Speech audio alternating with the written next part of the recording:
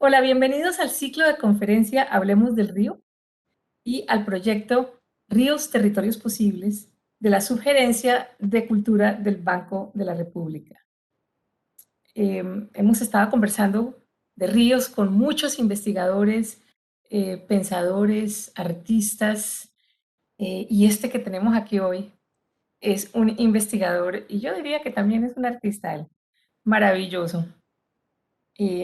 Se llama Carlos Lazo, nada menos que el jefe de investigaciones del Instituto Humboldt.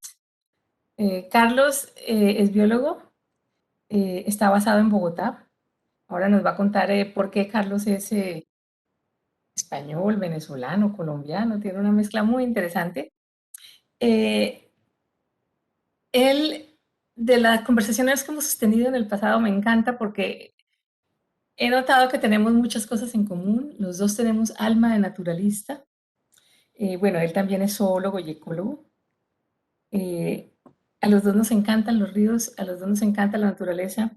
Carlos es un experto, además, en varios de los ríos de Colombia y en lo que hay en sus profundidades, que es mucho de lo que quiero que hablemos. Carlos, bienvenido. Qué placer tenerte en el proyecto Ríos, Territorios Posibles. Muchísimas gracias, muy buenos días. Muy agradecido, Ángela, a ti especialmente y por supuesto al Banco de la República por esta invitación. Rápidamente, solamente una acotación. Yo soy en la actualidad investigador senior del Instituto Alexander von Humboldt, donde trabajo hace 12 años, ¿no?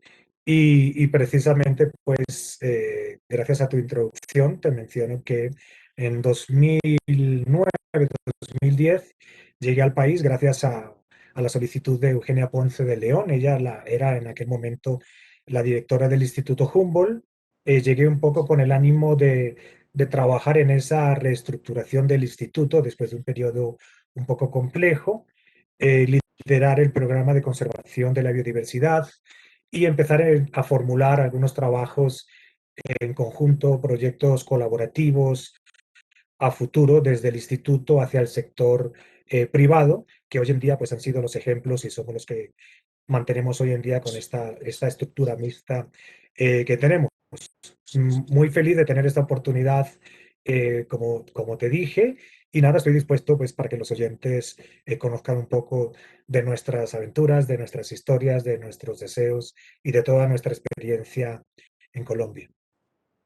Carlos, pero entonces cuéntanos cómo fue esta llegada tuya al país, porque tú naciste en España y entonces cómo es que terminas pues en el río Orinoco, en toda la cuenca del Orinoco.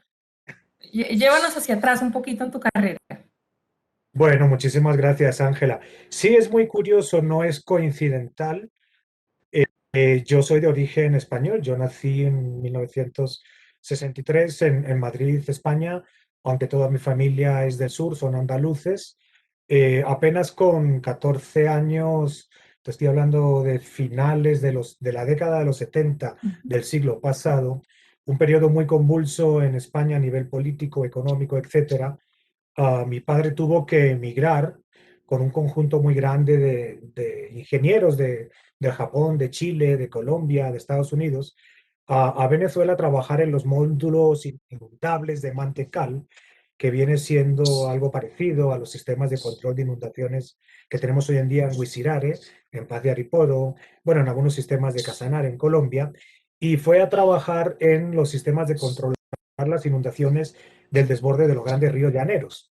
Y casualmente, casi que 30 años después, yo vuelvo al mismo sitio, pero a trabajar en mi tesis doctoral, ¿no? A trabajar en campo, los llanos venezolanos, eso es en la frontera Arauca colombiano, Apure venezolano, apenas a una hora de distancia. Y bueno, ahí empecé a desarrollar un poco la temática relacionada con los ríos, aunque bueno, es de una formación en la Fundación La Salle de Ciencias Naturales, que viene siendo como los hermanos de los hermanos de La Salle de aquí de Bogotá, que nos remontamos pues al Bogotazo. La gente que formó la Fundación La Salle es el mismo grupo, el mismo tronco que se desvió a Barranquilla, a Bogotá, otros fueron a Caracas. Yo me quedé trabajando con los de Caracas. Y bueno, un poco el destino en su momento, pues tuve la oportunidad de estar en Polonia, en Estados Unidos, pero mi apuesta fue por seguir en el neotrópico. Y bueno, ahí empecé a trabajar. El amor por los ríos empezó por los peces. Logré hacer pues una especialización en el estudio de ríos, o lo que es en la limnología fluvial, la primera que se hizo en América del Sur, en Argentina, en la cuenca del Paraná, que es quizás la escuela más importante que tenemos en el continente. Pues ahora con Así. Brasil, que se ha transformado en un grupo muy importante. Y bueno, como te mencioné, estuve durante pues mucho tiempo trabajando en Venezuela, después me fui a España a hacer el doctorado en los 90, pero en estas coyunturas de la vida tuve que estar en África un tiempo, en fin, volví otra vez a Venezuela por razones ya de índole, vamos a decir, político, económico, etcétera. Pues gracias a este ofrecimiento del Instituto Alexander von Humboldt y Colombia, regresé al país por un año nada más para ayudar a la directora y todo me llevó pues a los 12 años que tengo en este momento. Wow, mejor dicho, te platanizaste, como quien dice. Pues más o menos. Qué maravilla.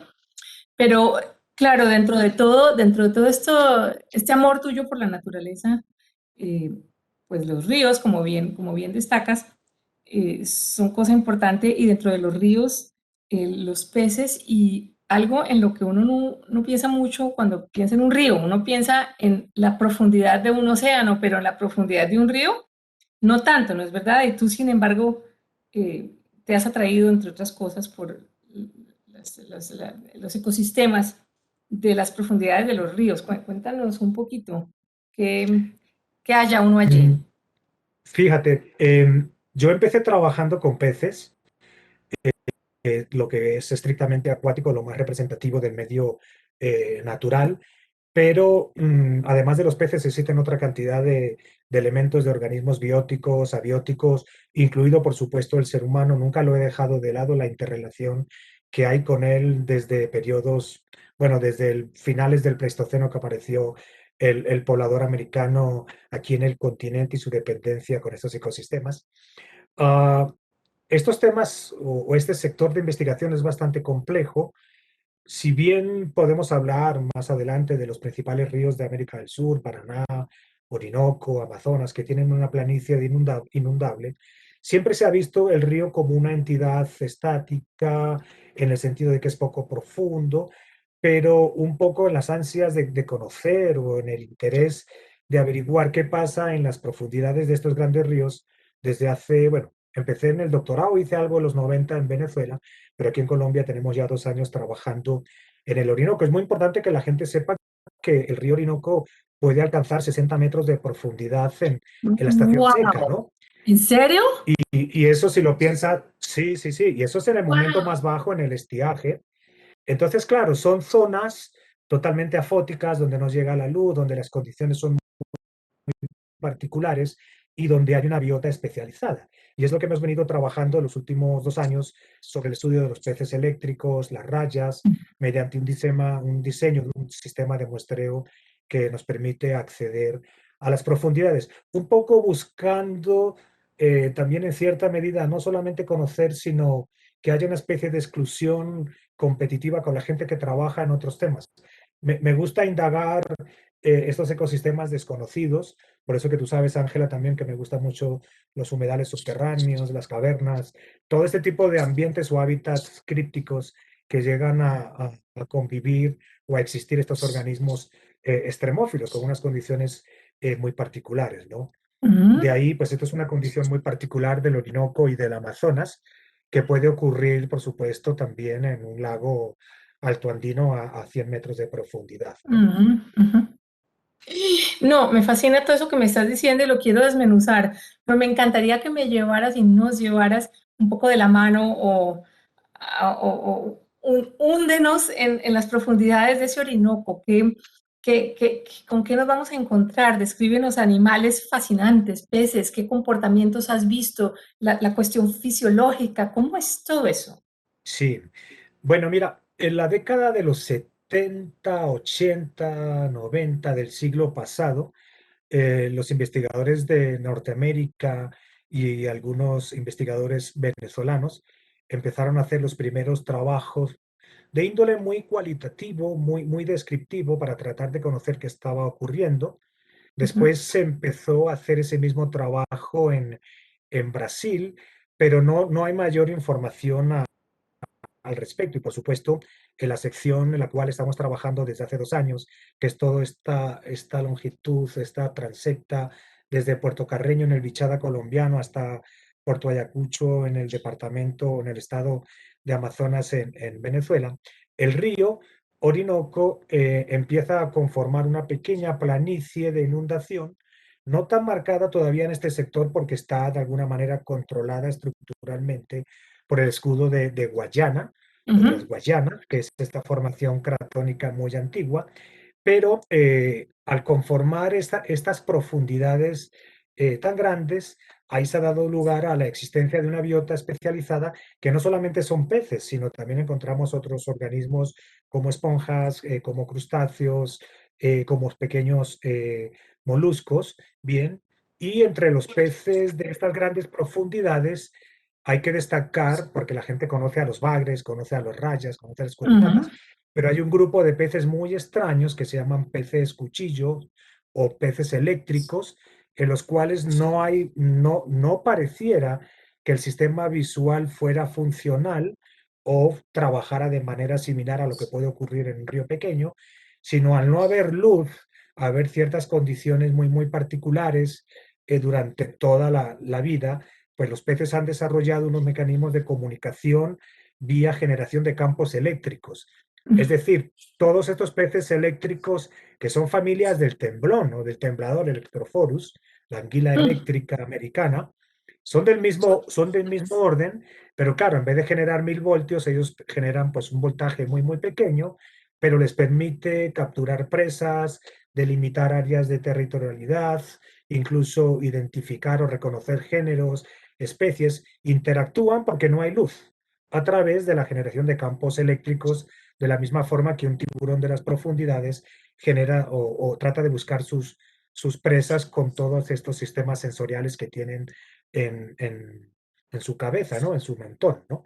ujú. Entonces, la idea fue empezar a hacer estos muestreos un poco para estudiar todo lo que es la diversidad, la ecología, la biomasa, y sobre todo porque estos peces eléctricos tenemos la hipótesis de que son el sostén de las grandes pesquerías del río Orinoco, tanto en Colombia o Venezuela, porque es el alimento preferido de los grandes bagres Ujú, comerciales.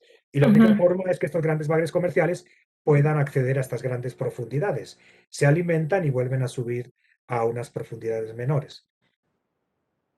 Ah, oye, pero entonces, pensando en digamos, ¿qué será? El ecosistema, lo que uno ve en el fondo de un río profundo a 60 metros, que me parece increíblemente profundo, denota mi ignorancia, es, es decir, porque yo he estado en el fondo del mar, ¿cierto? Yo he estado a muchos metros debajo del mar en submarinos, en cosas.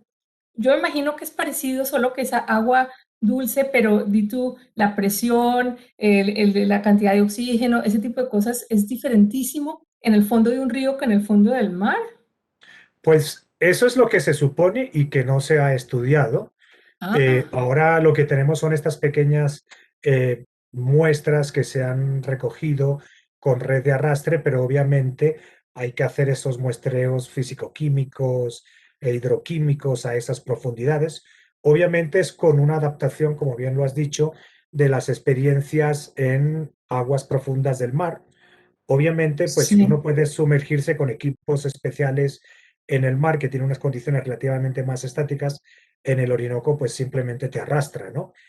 Nosotros hemos podido acceder a 10-15 metros de profundidad en verano con ejercicios extremos de tal vez de snorkel, que es buceo sin tipo de botella ni nada de eso porque es peligroso, pero es otro de los retos a seguir a futuro para investigar un poco cómo se comportan esos organismos en esas condiciones excepcionales. Claro, y es que tú mencionas algo que yo no había caído en cuenta y es la corriente. Yo no sé si la corriente del río a 60 metros sigue siendo igual de fuerte. Me imagino que no, ¿no? O hay otro tipo de corrientes. Creo que las corrientes son también vienen como en capas, ¿cierto? Pero en el océano, en un río, ese sistema de corrientes tiene que Sí, ser distinto. Claro, imagínate tú que el río es una especie de canal, forma como un embudo, un cono, donde esa zona de lo que se denomina el estiaje o el talweg, que es el término técnico, es por donde discurre el río en la época seca, que es lo que los Sí. pescadores muchas veces saben, ah, vámonos por aquí que no nos encallamos, ¿no? Entonces, claro, es simplemente por un fenómeno de balance de flujos, el agua al discurrir menos agua por una parte mucho más estrecha, la velocidad es mucho mayor. Y claro, las condiciones de velocidad de la corriente y de oxigenación a esas profundidades son las que tenemos que definir. Los Ujú, primeros parámetros que se han tomado, obviamente, es que hay altas corrientes, la velocidad es elevada, pero bueno, los organismos han tratado de adaptarse a estas condiciones y además de ujú. peces, pues hay otros elementos muy, muy particulares como las esponjas o estos pequeños moluscos, ¿no? Claro, claro. Increíble. Solo me alcanzo a imaginar cuál ha sido la criatura más rara que has visto en los ríos tú. Pues mira, en estas profundidades, además de los peces eléctricos y esta enorme diversidad de esponjas, el último descubrimiento que tenemos y que de alguna forma pues es novedoso en esta entrevista, estamos trabajando con el profesor Mario Londoño de la Universidad de Antioquia y Ujú, yo tenía la sospecha hace ya unos meses, más de un año podríamos hablar, entre unos moluscos, unos pequeños micromoluscos de apenas un par de centímetros que viven en los raudales o en las zonas de mucha velocidad del agua, en este canal principal del Orinoco, encontramos poliquetos de agua dulce. mm, Esos son típicamente organismos de mar, pero fíjate cómo en el Orinoco ya estamos encontrando esponjas que son marinas. Estas son tres familias exclusivas de agua dulce, pero acabamos de ujú. encontrar un poliqueto ahí en estas profundidades, lo cual es algo totalmente novedoso Wow. para la ciencia, ¿no? No, pero Entonces, bueno, claro. es otro de los temas que hay que abordar, que hay que estudiar. La biodiversidad acuática no solamente son los peces, sino que hay una cantidad de elementos importantísimos que debemos de conocer, ¿no? Y es que hablas, acabas de llamar la atención de una de mis criaturas favoritas. Yo conozco mucho y soy muy amiga de Mario. Y para la audiencia, Mario es una de las autoridades mundiales en poliquetos. Se ha descubierto y le ha puesto nombre a montones. Los poliquetos, para quienes no saben, son gusanos marinos, que uno al principio oye ese término y dice, uy, pero de lo que yo he descubierto por Mario y estoy fascinada de oír lo que me dices, es que los poliquetos son increíbles, no solo en su fisiología, en su comportamiento. Hay unos que tienen parece como plumas de carnaval, hay otros que son los cuerpos más increíbles y la forma en que se reproducen es genial. Y lo que tú dices, Carlos, de encontrar un poliqueto de agua dulce en las profundidades de un río, eso es bien interesante porque con Mario lo sacábamos en las expediciones Sea Flowers de los corales y de las rocas que hay ahí a 10 centímetros de la superficie. Sí. Entonces, esto es muy interesante lo que tú dices. Los ríos guardan tantos secretos. Sí, sí, sí, ¿no? Cada vez se encuentra más y bueno, cada vez coincidimos más en temas y en personas, ¿no? Ah, Sin no. buscarlos. Sí, no, no, esto es genial. Es que yo está bueno, en fin. Bueno, pero además hablas, esa palabra que usaste que me encanta, la criptofauna, la fauna críptica. Cuéntame un poco más de ese término y de todo eso que Mira, esconden los ríos.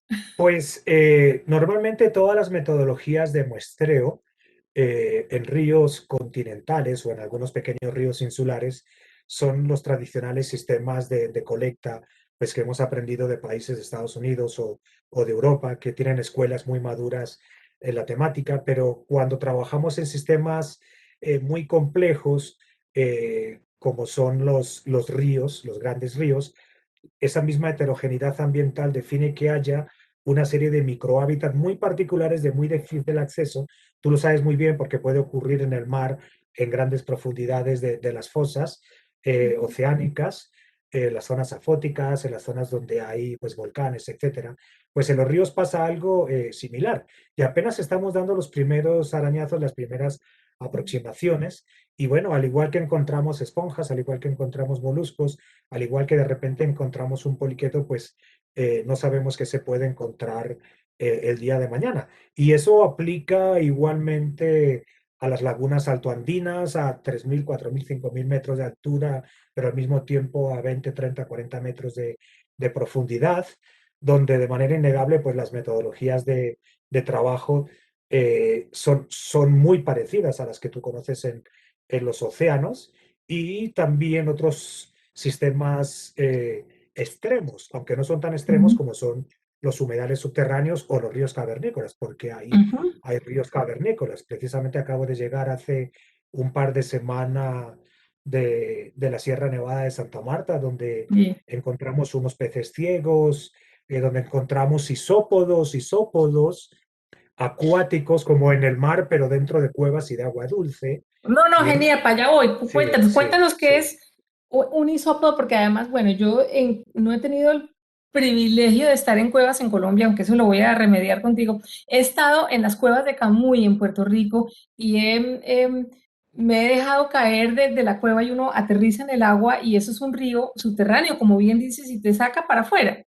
Pero increíble una adaptación de un animal que además, es decir, además de todo está en la oscuridad permanente de una cueva donde nunca se filtra la luz. Entonces, y bueno, eso cómo funciona esa fisiología y qué es un isópodo y por qué es tan raro encontrarlo en las cuevas. Mira, un isópodo no es más que una cochinilla, ¿no? Es un crustáceo decápodo. Seguramente la gente ha visto las cochinillas, que son estos pequeños crustáceos que viven en la humedad en Europa, aquí en América, también en Estados Unidos. Pero hay isópodos a nivel de grandes profundidades en el océano que pueden llegar a tamaños enormes, bien, con una apariencia incluso primitiva. Son familias hermanas de los cangrejos y es muy Mm, curioso porque sí se conoce que hay isópodos en cuevas en Europa, en Estados Unidos, en Venezuela se ha trabajado algo, pero esta es la primera vez que lo encontramos en Colombia, ¿no? Y es la primera, ujú, es la prueba de que continuamente pues hay que seguir ampliando nuestro horizonte de muestreo a nivel geográfico, a nivel temático e incluso desarrollar técnicas de trabajo al interior de estos ecosistemas pues no es comparable con bajar a una fosa de 11.000 metros de la fosa de las Marianas, pero sí acceder a una cueva a veces es complicado, requiere unas metodologías, etcétera, correcto. muy particulares. Pero bueno, ahí se van encontrando pues organismos muy interesantes. Y es lo que denominamos en cierta forma la macrofauna o lo que es visible al ojo humano.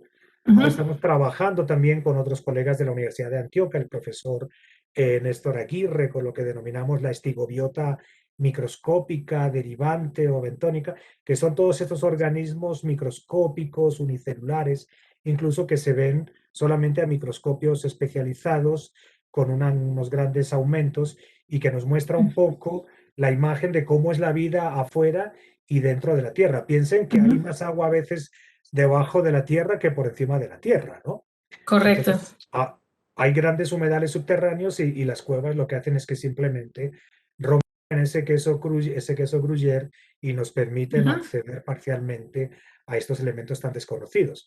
Una de las tareas que también tengo, al igual, o unos motivos de vida, al igual que estudiar la fauna de las profundidades de los grandes ríos, es estudiar precisamente la fauna acuática de las cavernas, sí. porque siempre se han estudiado los murciélagos, los guácharos, todos estos organismos que han entrado, que se conocen de las cuevas, pero no nadie o muy poca gente sabe que en las cuevas hay peces ciegos, hay cangrejos ciegos, hay una cantidad de elementos bióticos acuáticos totalmente desconocidos. Que además nos pueden dar unas claves sobre la evolución, la cosa más Totalmente, loca, ¿cierto? O totalmente. sea, Al igual que la potencialidad de toda esta fauna críptica de las grandes profundidades como las esponjas y los peces eléctricos pueden tener muchísimas aplicaciones a futuro en temas fisiológicos, médicos, un potencial enorme, ¿no? genial, Carlos. Bueno, y saliendo un segundo de las cuevas, volviendo a los ríos, ¿qué ríos? Sí, porque tú estás en la cuenca del Orinoco, pero ¿en qué ríos has estado, digamos, navegando y muestreando y todo eso? ¿Y cuáles son tus ríos como de trabajo en esa cuenca? Gracias. Pues bueno, sí, como instituto estamos centralizados en la cuenca del Orinoco, en la cuenca del río Magdalena, pero bueno, trabajamos en todo lo que es el territorio nacional. Tenemos estas grandes o estas 5 grandes cuencas como son Orinoco, Amazonas, Ujú. Magdalena, la cuenca del Caribe y toda la región de los ríos que drenan a la vertiente del Pacífico, ¿no? Colombia, con estos tres ramales que atraviesan nuestra geografía, ha generado no solamente un paisaje terrestre muy diverso, sino un paisaje acuático también muy característico, muy diferenciado y que viene muy asociado pues, a esta formación de los tres ramales de las cordilleras andinas y de la estabilidad del escudo guayanés que está pues en gran parte de lo que es la cuenca del Orinoco y parte del Amazonas. Y realmente, pues tú lo sabes, Ángela, yo trabajo desde las grandes lagunas altoandinas a 4.000 metros de altura hasta las cuevas en la serranía de Santa Marta o en Perijá a 100 metros de altura, ¿no?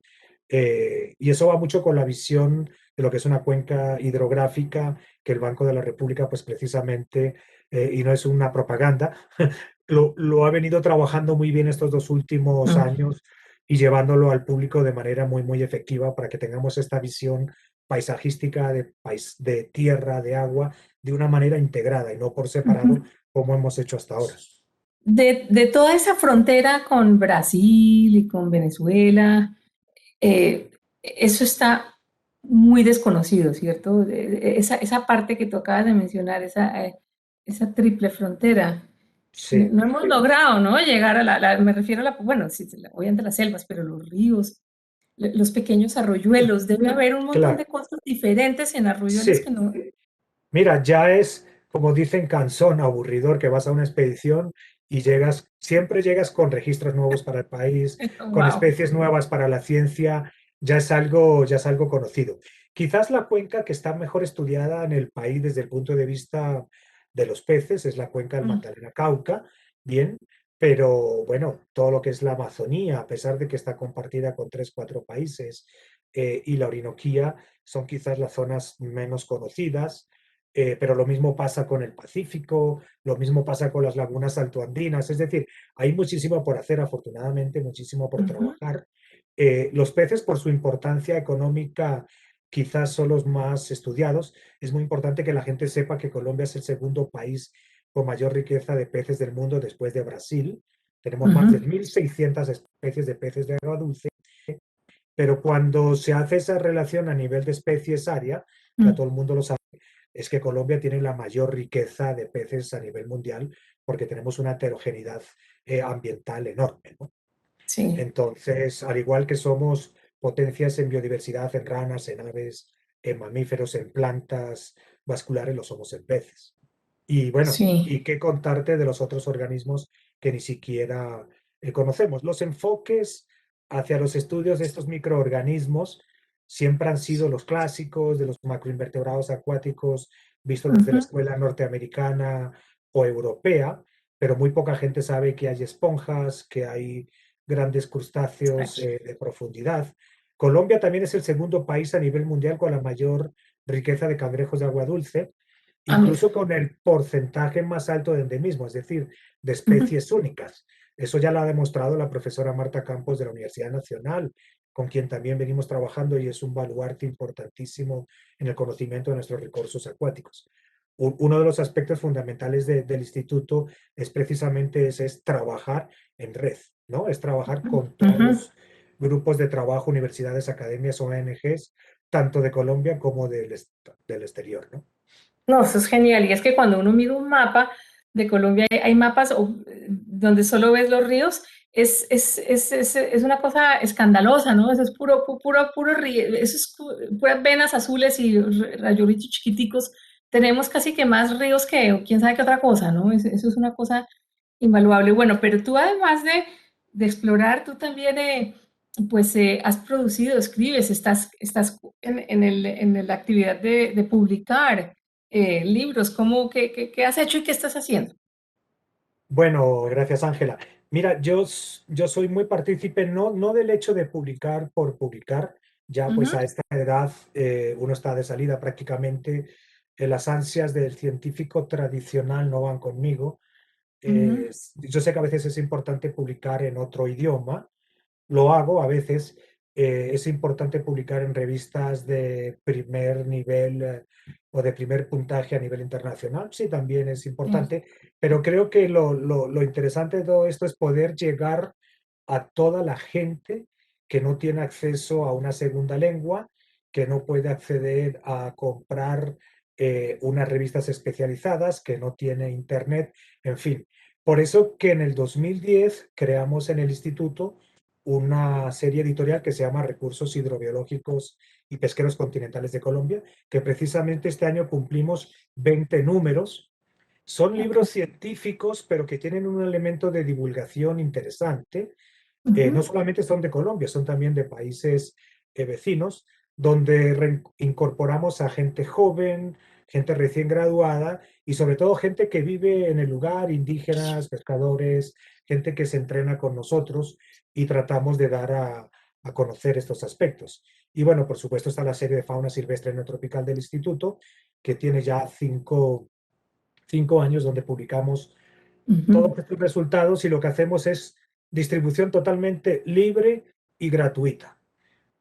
Hoy en día usted quiere comprar un libro en Estados Unidos y tiene que pagar $150, el Ya. acceso es sumamente complejo, publicar en una revista en Estados Unidos es costosísimo, en promedio ponle $2000, en fin, yo soy una persona pro apoyo a las revistas colombianas, a las revistas latinoamericanas, con preferencia en el español. Ojo, no digo que no sea importante publicar en inglés, y Claro. sobre todo la incorporación de gente joven y que tengan estos libros de manera gratuita. Hay que democratizar la ciencia, pero no de manera virtual, sino, o bueno, no solo de manera virtual, sino también de manera complementaria, invitándolos a participar y que llegue a cualquier vereda, a cualquier comunidad indígena, un afiche, un libro, que la gente sepa que ha participado en él y conozca el resto de los recursos acuáticos o faunísticos y florísticos de su país. Sí, sí, Esa es la sí. mayor satisfacción que tengo después Sí. de 11 años. Poder llegar a una escuela, a Wow. una vereda en la Sierra de la Macarena o en el Orinoco y encontrar con gente que tiene esos libros. ¿Y A has pesar podido, de todas las limitaciones presupuestales y de distribución, obvias. lo logras? Y tú llegas a una de estas comunidades y ¿qué pasa? Ves el libro y te sientas a hablar con las personas, para decirles, mira, yo estuve participando, Claro, esto claro, es lo que claro. pasa, qué reacciones recibes o qué Mira, dicen. todos nuestros pequeños proyectos de investigación, sean con corporaciones, cofinanciados directamente por el instituto u otras entidades, tienen un componente de difusión importante y es el lanzamiento en la región. Es decir, Ya. si hay que hacer un asado, comerse una mamona y compartir con 200 personas en la Ujú. serranía de la Macarena o en la planicie Caribe, se hace y las personas interesadas buscan, se llevan su libro, tienen su afiche, en fin, es otra manera de llegar a la gente. Ujú. Siempre que viajamos a todas las expediciones es nuestra carta de presentación. Los libros, los trabajos que hemos hecho como instituto. Mira, eso les llegan a todos los actores habidos y por haber en el medio natural colombiano, que sabes que es muy complejo. Es Ya. nuestra carta de presentación donde la gente dice qué maravilla que ustedes están haciendo esto, de todos los Sí. sectores que te puedas imaginar, y que los niños lo usen y aprendan y la gente te contacte de manera telefónica por el WhatsApp, por el correo electrónico y te pregunten, eso me importa muchísimo Ujú, más ujú, a que me estén llamando a un congreso en Berlín ujú, o en Ámsterdam, ¿no? ujú. Eso me llena de una satisfacción enorme. Qué maravilla. Y de todos estos ríos que tú navegas, ¿tienes uno que te guste más, que sea tu favorito, un entorno Bueno, por que te razones llame más? obvias es el Orinoco, pero mira, todos los ríos de la planicie Caribe son muy importantes, Sí. el mismo Amazonas, ahora que debemos entrar este año, si las condiciones se dan, algunos ríos del Pacífico, hay Ujú. muchísimas cosas por hacer. Lo que obviamente pues tenemos que concentrar a veces los esfuerzos por razones temáticas y presupuestales Claro. en ciertas áreas de trabajo. Así terminamos el año pasado el libro de los peces del Magdalena. Ah, Es un trabajo colaborativo con la Universidad de Antioquia y decenas de autores.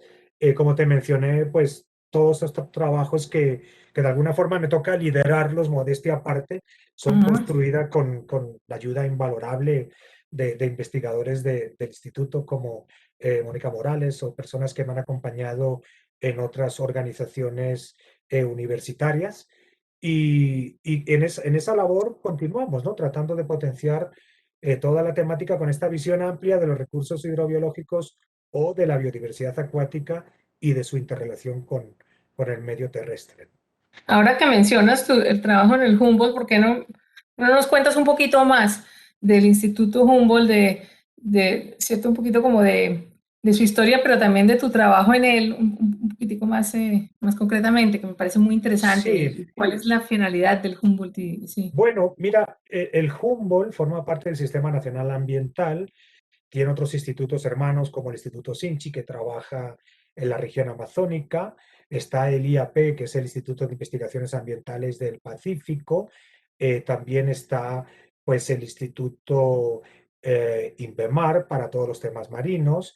Y bueno, el Instituto, el IDEAN, que es quizás el más conocido para toda la población por todos estos temas hidrometeorológicos. Y por supuesto, Ujú, dentro de todo lo que es este Sistema Nacional Ambiental, pues hay otros institutos de universidades públicas con los cuales trabajamos muchísimas veces. Nuestro trabajo está claramente definido. Si bien algunos de estos institutos que esté mencionado tienen unas áreas de cobertura geográfica, el instituto, si bien en este momento estamos trabajando más en la región andina, Magdalena, Orinoco, pues tiene cobertura en todo el país. Lo que pasa que obviamente al ser institutos hermanos, colegas, si yo voy a trabajar en la región amazónica, pues hablo con mis compañeros del Instituto Sinchi o como estamos trabajando ahora con los ríos de la isla de Providencia y San Andrés, pues trabajamos ah, de manera muy articulada con Coralina, en fin. eh, Ese es un poco nuestro actuar. Dentro del instituto está el programa de ciencias, que antes era el programa de biología de la conservación, que yo ujú, coordinaba. Ahora estoy liderando la línea específica de recursos hidrobiológicos y pesqueros continentales, donde están todos los organismos acuáticos. Y lo que trabajamos desde lo básico, ¿no? Desde el uso, su conocimiento per se y sobre todo su conservación. ujú. Nosotros tenemos esa visión más amplia en cuanto no solamente a la conservación estricta, sino en cuanto a su aprovechamiento, pero de manera sostenible. Y obviamente ese es un trabajo que es imposible hacer solamente para el instituto y tenemos que trabajar en red. Ujú, ujú. Ya, ya. Oye, de los ríos, eso se lo he preguntado a otros conferencistas, otros expertos en esta serie. La amenaza más grande que tú ves para nuestros ríos sigue siendo la extracción, la minería. ¿Cuál ves tú que es la nube más grande? ¿O hay una más grande que esa? Mira, siempre ha existido, si tuviera que dar una sola razón, para mí es la deforestación.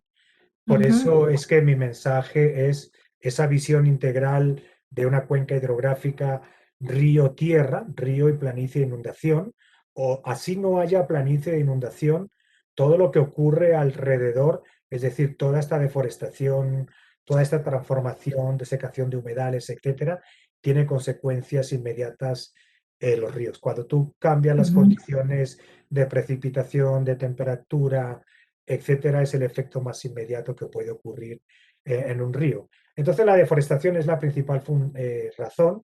Obviamente, la deforestación está asociada a otra cantidad de elementos que después, pues por supuesto, la deforestación actúa de manera sinérgica o articulada con otros temas como la contaminación y, bueno, la alteración de las vías, vamos a decir, de desplazamiento, las vías fluviales, que finalmente pues, son la migración de los peces y sí, muchos otros organismos. sí. Yo pensando un poco en esto de los ríos, en general, no solo de los ríos, de la biodiversidad, pero puesto que estamos hablando de ríos, eh, ¿qué relación ves, que no todo el mundo la ve, hay entre la biodiversidad y la paz? Algo tan sencillo como Pues mira, tan eso es, complicado. eso es muy importante tu pregunta y es muy curioso porque cuando estuvimos en este periodo de luna de miel, yo lo llamo así luna de miel, con todos estos temas de la violencia de los grupos ilegales armados, y básicamente entiéndase solamente las FARC en su momento, muchas de las zonas habían permanecido prácticamente que inaccesibles a las investigaciones científicas, por supuesto, y Ujú, de alguna manera pues fueron, vamos a decir, entre comillas, no quiero que me malentiendan, ujú, protegidas frente a una extracción excesiva, ¿no? Entonces, bueno, así se han visto que grandes peces, las grandes tallas, enormes datos de biodiversidad, todas las investigaciones que se dieron en el marco del proyecto Colombia Bio en el gobierno, los dos gobiernos anteriores, pues han mostrado esos resultados, ¿no? Eso ujú. es un elemento que es incuestionable, que es innegable, y que bueno, que de alguna forma pues hay que seguir trabajando en ello. Para mí creo que la medida más oportuna es tratar de frenar esta deforestación desmedida, que es incontrolable, y que tiene muchísimas razones, ¿no? Sí, sí, la deforestación es una cosa increíble. Bueno, caramba. Bueno, ¿y qué proyectos tienes ahora entre manos? Mira, pues este año seguimos trabajando, o sea, nuestro trabajo es constante, ¿no? Venimos avanzando poquito a poco, pasitos de hormiga, entonces cuando te quieres dar cuenta, como todos en la ciencia, tenemos 5 años de tomas de información, como por ejemplo, ahora acabamos de publicar a finales del año pasado, aunque lo bautizamos hace apenas un par de meses, un estudio muy completo, integral sobre la biodiversidad de la Reserva Natural Bojonagüe, eso es en el río Orinoco y su planicie de inundación, frontera Colombia con Venezuela, pero es recopilar el trabajo no solamente del instituto o de una fundación particular, sino de muchas universidades, de mucha gente durante 10 años. Entonces nosotros tenemos unos planes operativos anuales, tenemos unos planes cuatrienales sobre los cuales pues dependemos de unos recursos y tenemos que ajustarnos, pero vamos mirando siempre a largo plazo. Yo afortunadamente sé lo que quiero hacer el año que viene y el año siguiente, ¿no? Hay que pensar mucho más allá. Y este año estamos trabajando en un tema muy, muy interesante. Nosotros hemos trabajado la pesca comercial artesanal en Colombia, la pesca ornamental, la pesca deportiva, y ahora tenemos una tarea que es fundamental, que es demostrar la pesca de subsistencia al país. Es Ujú, decir, la pesca de subsistencia que permite que miles de familias, millones de colombianos sobrevivan en situaciones, no vamos a decir de extrema pobreza, pero sino de pobreza o de condiciones complejas o de cómo mucha gente cuando no tiene trabajo, no tiene que comer, no tiene que hacer, va al río, va a la laguna y pesca una sardinita o saca una mojarrita. Eso, sí. desafortunadamente, Ángela, no aparece en los grandes indicadores macroeconómicos. Ya de por sí la pesca per se no aparece, la pesca comercial, imagínate tú, continental, pues menos aparece eso. Y eso es fundamental para el sostenimiento Ujú, de toda esta gente y todas las comunidades indígenas desde el Pleistoceno hasta la actualidad y bueno, todas las comunidades raizales, comunidades negras, afro, en fin. Este año queremos hacer el estudio sobre la importancia de la pesca y la caza de subsistencia porque van de la mano en el norte de Sudamérica. Por supuesto, Colombia como el eje focal, pero la experiencia compartida con Venezuela, que compartimos gran parte de los ecosistemas y la biodiversidad, y la región Guyana. ujú. Eso es lo más importante que vamos a Importantísimo. sacar este año, ¿no? Importantísimo. Es lo que tú dices, pasos de hormiga, pero es una hormiga que da resultados de gigante. Em, y además me encanta porque es una cuestión muy inclusiva. En otra charla conversamos también con eh, una lideresa del atrato que también Sí, está involucrando a su comunidad en querer su río, en aprender de él y en tratar de convencer a la gente de que cada persona puede hacer algo. Entonces eso es una claro. cosa muy valiosa. Nosotros Eh, queremos poner sí, en conocimiento en manos de toda esta gente estas herramientas para que puedan defender y proteger su territorio. Y un porque, ejemplo es lo claro, que estudiamos, por ejemplo, en la biodiversidad, en la biodiversidad cavernícola del Peñón, en los Andes colombianos, en Santander, donde la gente ya tiene una cantidad de elementos que le va a permitir conservar sus ecosistemas y su territorio, visto desde el punto de vista científico, pero de la manera más ejecutiva y más sencilla posible.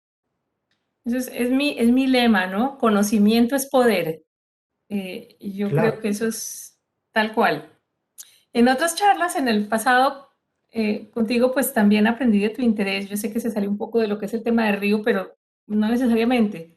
Eh, de la fauna antigua dibujada en las rocas de Chiribiquete, del Parque Nacional Chiribiquete y las maravillas pues, que hay allí. Me imagino que allí has visto también peces y animales de río que no necesariamente se ven hoy o que sí. ¿Qué has visto allí por ahora de lo poco que se ha podido estudiar de este lugar increíblemente maravilloso? Mira, Ángela, pues además de otras inclinaciones como la espeleología, a mí me interesa muchísimo la paleontología y dentro de la paleontología, o bueno, o en relación con la paleontología, está lo que es la arqueología y la antropología. Estos 2 años o año y medio largo del COVID que de alguna forma nos ha llevado a esta especie de aislamiento, a mí me ha llevado a retomar, a estudiar de manera intensiva, junto con Carlos Castaño. Él es antropólogo, la vida nos cruzó también, como me ha cruzado contigo, con diferentes perspectivas totalmente diferentes y trabajamos muy bien porque yo no me meto en su visión antropológica y arqueológica. Por supuesto, me he tenido que formar en el tema y él no se mete en la visión zoológica y biológica, aunque después tenemos cruces e intercambiamos información. Entonces, fíjense, ah, ahora estamos trabajando en lo que ha sido la llegada a América del Sur o al continente americano de los primeros pobladores. Y desde que estos primeros pobladores llegaron al continente, empezaron a mostrar lo que es la fauna y la flora expresada a través del arte rupestre. Y el arte rupestre, al igual que tenemos cuevas maravillosas en Altamira, en España, o en la Cox en Francia, bueno, y ni qué decirte en Estados Unidos, todo estaba visto desde una visión clásica Clovis, que se denomina, donde Ujú. lo que se acepta es que hasta 14.000 años es que hay pruebas del ser humano en el continente americano, pero con el doctor Castaño tenemos evidencia de que eso es mucho más antiguo. Ya lo han dicho también los brasileños, ya se empieza a ver, y Chiribiquete, Lindosa y la Macarena son 3 ejemplos claros. Lo que pasa es que, claro, ya Chiribiquete es una explosión, es el ave fénix, es algo que va mucho más allá de lo que algunos autores han mencionado como la Capilla Sistina. Creo que se quedó corta. Y lo que estamos haciendo ahora es una reconstrucción de la biodiversidad desde hace 30.000, 40.000 años hasta la actualidad, vista hasta a través de, imagínense ustedes ni siquiera un indígena actual, sino la visión del Homo sapiens, pero hace 40.000 años que tuvo esa capacidad cognitiva de mostrar en un panel, en una roca, poder dibujar un perro de agua o una nutria, un chigüiro, una ceremonia ritual o incluso cosas como hemos podido ver de animales hoy en día extintos que han desaparecido en el Pleistoceno y Sí. lo que queda son registros fósiles, pues esa gente que es nuestros ancestros americanos ya lo vieron y lo lograron ilustrar.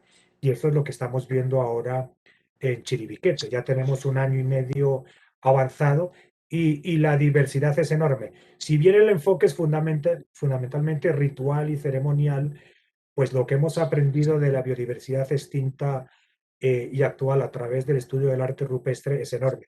Pero eso requiere una dedicación de tiempo y de concentración y de No, lecturas muy importantes y bueno, habrán sorpresas. Creo que van a haber sorpresas, no sé si a finales de este año o el que viene, pero datos muy interesantes. fíjate, eso sí que es un río territorio posible, como el título de esta serie maravillosa. Claro, porque es que además estos pobladores americanos mostraron en ese arte rupestre infinidad de organismos acuáticos. Exactamente, Sí, exactamente. muchos. Es decir, wow, mejor dicho, no, no solo nos transporta al pasado, al pasado y, y está esta conexión con el presente y además con el futuro. Es una cosa maravillosa. Carlos, tú además tienes, como decía yo al principio, compartimos ese gusto por recoger rocas, recoger arena, ¿Qué tipo de cosas buscas tú? ¿Cómo es eso? ¿Te los vas encontrando y dices, esto me parece bonito o esto es científicamente significativo y lo voy a guardar o simplemente, qué bonito? Pues no es un tema de muy bonito científico, es como tener un pedazo de ello contigo. ¿Un pedazo de Es qué? como un pedazo de tierra, de Ya. piedra, de arena, como tú haces contigo, que te acompañe el resto de tu vida. Yo Ah, siempre digo, bueno, si me van a enterrar, que me entierren con los libros. No, mentira. Los libros espero que pasen a ser parte de alguien que los pueda utilizar, pero creo que eso es como parte de nosotros. Es parte de la Tierra. Trato de no verlo desde esa perspectiva geológica o científica. sí. Obviamente, si encuentro restos de un yacimiento arqueológico o paleontológico, inmediatamente doy las alertas inmediatas y mando la información a los que trabajan en el tema, pero es algo ya más personal. Ujú, ujú. Mm. Sí, de acuerdo. Eso es una cosa que se convierte casi como artística. Yo tengo una colección de Sí, arena total, que total. son frasquitos y frasquitos de arena que yo digo, bueno, un geólogo o me dice que qué lindo o me dice que para qué, pero bueno, Sí, sí, sí. una cosa muy No, bonita. es parte de lo que conforma. Todas esas piedras tienen energía y nos dan energía. Bien. Hombre, a veces usamos esas piedras y esas cosas para hacer trabajos de investigación.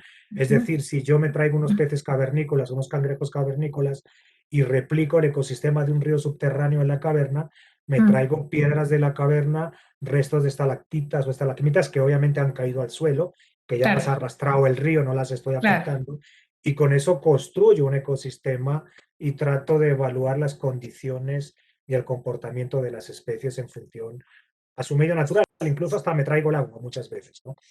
Eh, Conozco, yo he llegado a sí. traerme el, el pedazo del témpano de hielo antártico, pero entonces dejo que se derrita y está ahí Ah, no, pues en un frasquito. imagínate. Entonces, imagínate. Qué No, bueno, pero te qué digo que bueno, tenemos mucho en común, Carlos. qué bueno. Bueno, pues caramba, no sé qué cosa tan interesante, qué más, qué mensajes quieres compartir con nosotros, aprovechar que tenemos una audiencia tan bonita, que piensen en la importancia de los ríos, pero los ríos, como yo digo, no solo subterráneos, sino incluso el río de lluvia, que es un río Sí, vertical, como pienso claro. yo, ¿no? Claro, todo es un Entonces, ciclo hidrológico, todo está conectado, tierra, agua. El río es un elemento más de los diferentes tipos de humedal que podemos encontrar en el país. El río es un humedal. Obviamente es el más llamativo. Colombia no tiene este problema, salvo algunas regiones desérticas o semidesérticas por razones naturales como la Guajira o el norte de Santander. Pero hay que conservar el agua. El agua es fundamental para la supervivencia del ser humano. Es un recurso muy preciado, como bien lo sabes tú, que vives en el hemisferio norte en Estados Unidos, como lo vive la gente en Europa. Y que, mira, hay tanto, no solamente por conservar, sino por conocer, que la gente que encuentre cosas extrañas, vea fenómenos curiosos, así lo ujú, considere lo más mínimo.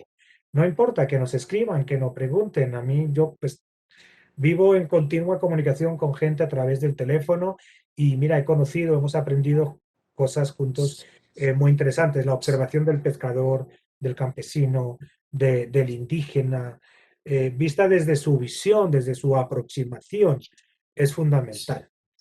Yo creo que ese es el elemento, es el llamado a no solamente verlo desde esa posición estanca científica, sino desde una visión mucho más amplia, más colaborativa y sobre todo generosa. exacto, estamos en la misma página. Yo pienso que los ríos pueden ser vistos también como esta, ¿qué será? Como esta red de inclusividad, de igualdad, de cierta manera de llegarle a todo el mundo por igual, con la misma justicia, con la misma, abrazando a todo el mundo igual, porque como tú dices, pues son el agua de la que dependemos, ¿no? Entonces, Mm. pues de verdad que te agradezco, ay, perdóname, de verdad que te agradezco muchísimo. Ha sido para mí una charla súper interesante. Habría mucha tela de dónde cortar. Bueno, antes de irme quiero saber cuál es la obra de arte que hay detrás tuyo. Veo como dos figuras. Ah, mira, Son. pues esos son precisamente unos perros de agua o nutrias de Chiribiquete Ah, comiéndose a unas pirañas probablemente. oh, wow. Eso es parte ¿Qué, de... Sí. qué mejor No, nota para y irnos inspirados, ¿no? sí, sí, sí, no, y tengo muchas más, tengo muchas más. Ah, no, no lo Sí. dudo. No lo dudo, Miles de Carlos. imágenes, miles de imágenes. A veces tratar de comprender una sola imagen me toma 1 o 2 días y a la semana siguiente vuelvo a cambiar mi percepción. Eso es parte Caramba. del interés en esta temática y esa aproximación no solamente biológica, sino antropológica y arqueológica. Es absolutamente fascinante.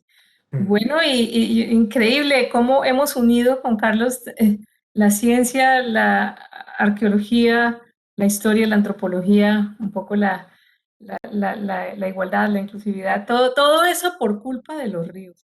Entonces, por eso realmente te agradezco mucho y los invito a ustedes a seguir todas estas charlas en las redes del Banrep Cultural, eh, de la Subgerencia Cultural del Banco de la República. Allí quedan guardadas y va a ser realmente genial poder regresar una a una a ellas y revivir todos estos conceptos. Así que mil gracias y los espero en la próxima charla. Muchísimas gracias, Ángela. Muchísimas gracias, Sandra, Concha, Santiago Martínez, al Banco de la República, a todos los organizadores por darnos esta gran oportunidad. Un abrazo.